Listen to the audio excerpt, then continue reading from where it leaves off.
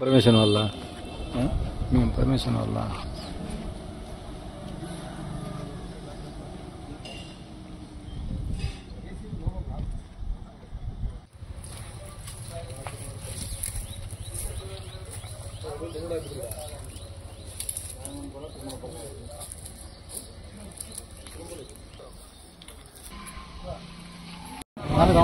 మళ్ళీ కలిసాలి ఆడికి వచ్చాం బా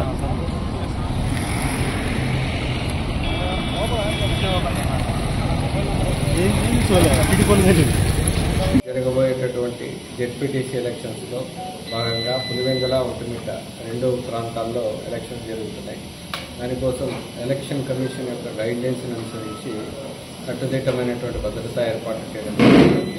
దాంట్లో భాగంగా సెన్సిటివ్ ప్రాంతాలు లేకపోతే క్రిటికల్ పోలింగ్ స్టేషన్స్ ని పర్సనల్ గా విజిట్ చేయడం జరిగింది. పోలీస్ సిబ్బంది కలెక్టర్ గారి యొక్క ఆధ్వర్యంలోనూ అదేవిధంగా పోలీస్ డిపార్ట్మెంట్ ఏఐజీ గారి ఆధ్వర్యంలోనూ సెన్సిటివ్ ప్రాంతాలు క్రిటికల్ ప్రాంతాలని విజిట్ చేసి అక్కడ ఉన్నటువంటి సౌకర్యాలు రూట్లలో ఉండేటటువంటి ఇబ్బందుల్ని పర్యవేక్షించడం జరిగింది. దానికి సంబంధించినటువంటి కట్టుదిట్టమైనటువంటి భద్రతా ఏర్పాట్లు చేయడం జరుగుతుంది. ఏదైతే ట్రబుల్ మాంగర్స్ ఉన్నారో యాంటీ సోషల్ యాక్టివిటీస్ చేసినటువంటి పాత క్రిమినల్ హిస్టరీ ఉన్నటువంటి వాళ్ళని దాదాపుగా ఇప్పటివరకు 500 మందికి పైసలకు వైండ్ ఓవర్ చేయడం జరిగింది.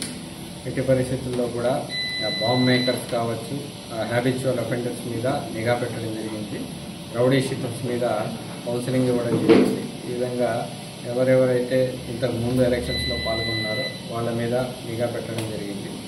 రేపు సాయంత్రం 5 గంటలకి ఎలక్షన్ కమిషన్ యొక్క గైడ్లైన్స్ ప్రకారం మోడల్ కోడ్ ఆఫ్ కండక్ట్ ప్రకారం సాయంత్రం 5 గంటలకి ప్రచారాలన్నీ ముగుస్తాయి. కాబట్టి అన్ని పార్టీలకు సంబంధించి ప్రచారాలు సాయంత్రం 5 గంటల లోపల పూర్తి అవుతాయి. సాయంత్రం 5 గంటల తర్వాత ఓటర్లు కాని వాళ్ళు, వేరే ప్రాంతాలకు చెందినటువంటి వాళ్ళు ఎవరైనా ఉంటే వాళ్ళు రేపు సాయంత్రం 5 గంటల తర్వాత ఇక్కడ ఉండడానికి వీల్లేదు. కాబట్టి వాళ్ళందరికీ కూడా తెలియజేస్తా ఉన్నాం. హోటల్స్లో కావచ్చు, లాడ్జెస్లో కావచ్చు, కళ్యాణ మండపాల్లో కావచ్చు ఇప్పటికే గస్తీని పెంచడం జరుగుతూ ఉంది. ఎవరెవరు ఉంటున్నారు, ఎప్పటి నుంచి ఉంటున్నారు అనే వివరాలు సేకరించడం జరుగుతుంది. అనాథరైజ్డ్గా వెహికల్స్లో తిరిగినట్లయితే వాటిని సీజ్ చేయడం జరుగుతుంది. మోడల్ కోడ్ ఆఫ్ కండక్ట్ కింద వాళ్ళ మీద చర్య కూడా తీసుకోవడం జరుగుతుంది. అదేవిధంగా పోలింగ్కి 20 పోలింగ్ కంక్లూడ్ అయ్యేటటువంటి దానికి 48 గంటల ముందు నుంచి మోడల్ కోడ్ ఆఫ్ కండక్ట్ని స్ట్రిక్ట్గా ఫాలో చేయడం జరుగుతుంది. దాంట్లో భాగంగా పోలింగ్ కేంద్రాల్లో సఫిషియంట్ పోలీస్ ఫోర్స్ని బందోబస్తుని ఏర్పాటు చేయడం, ఆర్మడ్ పికెట్స్ ఏర్పాటు చేయడం జరిగింది, స్టాటిక్ ఫోర్స్ని ఏర్పాటు చేయడం జరిగింది. ఇంపార్టెంట్ స్ట్రాటజిక్ ప్లేసెస్లో చెక్ పోస్టుని ఏర్పాటు చేయడం జరిగింది. అదేవిధంగా స్ట్రైకింగ్ ఫోర్సులు, స్పెషల్ స్ట్రైకింగ్ ఫోర్సులు, స్టాటిక్ సర్వేలెన్స్ ప్రోగ్రామ్స్ ఏర్పాటు చేయడం జరుగుతుంది. చాలా ప్రాంతాల్లో సీసీ కెమెరాల ద్వారాను, డ్రోన్స్ ద్వారాను నిఘాని విస్తృతం చేయడం జరుగుతూ ఉంది. ఏవైనా సరే ఎవరైనా ఎక్కడైనా గొడవలు చేయాలనుకున్నా అవన్నీ కూడా వీడియోగ్రఫీ టీమ్స్ ద్వారా రికార్డ్ చేయడం జరుగుతుంది. కాబట్టి ఖచ్చితంగా వాళ్ళని యాక్షన్ తీసుకోవడం జరుగుతుంది. ప్రశాంతంగా ఎన్నికలు జరగడానికి అన్ని రకాలుగా పోలీస్ డిపార్ట్మెంట్ నుంచి అదర్ డిపార్ట్మెంట్స్ సహకారంతో ఎలక్షన్ కమిషన్ యొక్క గైడ్లైన్స్ని దృష్టిలో పెట్టుకొని కంప్లీట్ చేయడం జరుగుతుంది. దీనికి ప్రజలు అదేవిధంగా రాజకీయ పార్టీలు అందరూ కూడా సహకరించాలనేసి కోరుకుంటాం. సంబంధించినటువంటి అన్ని ప్రాంతాలని సమస్యాత్మక ప్రాంతాల కిందనే గుర్తించడం జరిగింది. 9 లొకేషన్స్లో ఎలక్షన్స్ జరుగుతూ ఉన్నాయి. వాటన్నింటినీ కూడా ప్రత్యక్షంగా పరిశీలించడం జరిగింది. అదేవిధంగా ఒంటిమిట్టకు సంబంధించి ఒక 10 ప్రాంతాలని సమస్యాత్మక ప్రాంతాలుగా, క్రిటికల్ ప్రాంతాలుగా గుర్తించడం జరిగింది. వాటికి ఎక్స్ట్రా ఫోర్సులు పెట్టడం. ఓటర్లకు డబ్బులు పంపిణీ చేసే కార్యక్రమం జరుగుతుందని ప్రజలు అనుకున్నారు.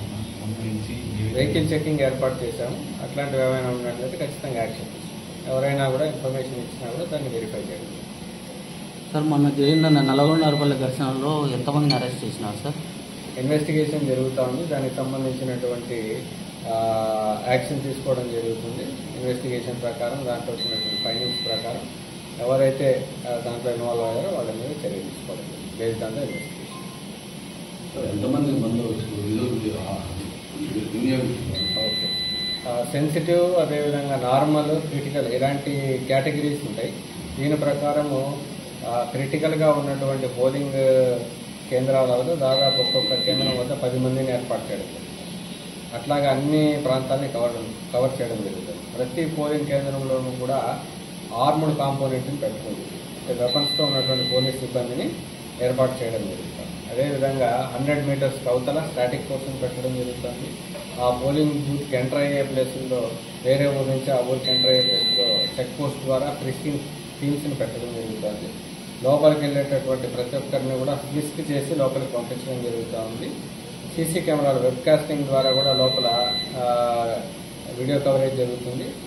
పోలింగ్ కేంద్రాల బయట కూడా సీసీ కెమెరాలు ఏర్పాటు చేయడం జరుగుతుంది. కాబట్టి కట్టుదిట్టమైనటువంటి నిఘా మధ్యలోనే ఎన్నికలు జరుగుతుంది.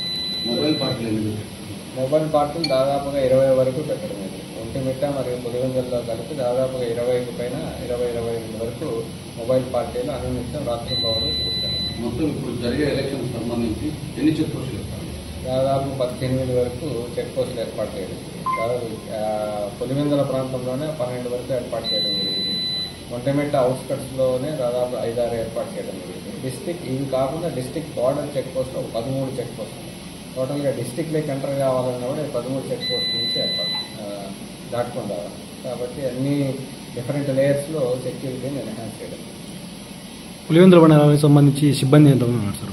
పులివెందుల మండలానికి సంబంధించి దాదాపు ఎలక్షన్ గైడ్లైన్స్ ప్రకారం కేలే కాకుండా ఇంకా దాదాపు ఎక్స్ట్రా 300 నుంచి 400 మంది వరకు ఎక్స్ట్రా ఫోర్స్ని డిప్లాయ్ చేయడం జరుగుతుంది. రిజర్వ్ ఫోర్స్ని కూడా స్టాండ్ బైలో పెట్టుకోవడం జరుగుతుంది.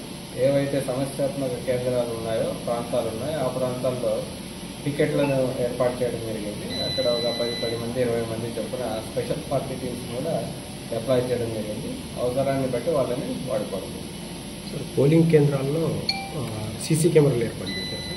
అది ఎలక్షన్ కమిషన్ ఏర్పాటు చేస్తుంది. కలెక్టర్ గారి ఆధ్వర్యంలో model code of conduct election guidelines ప్రకారం వెబ్ కాస్టింగ్ వాళ్ళ కంట్రోల్లో ఉంటుంది. పోలింగ్ కేంద్రాల బయట పోలీస్ డిపార్ట్మెంట్ ఏర్పాటు చేస్తుంది.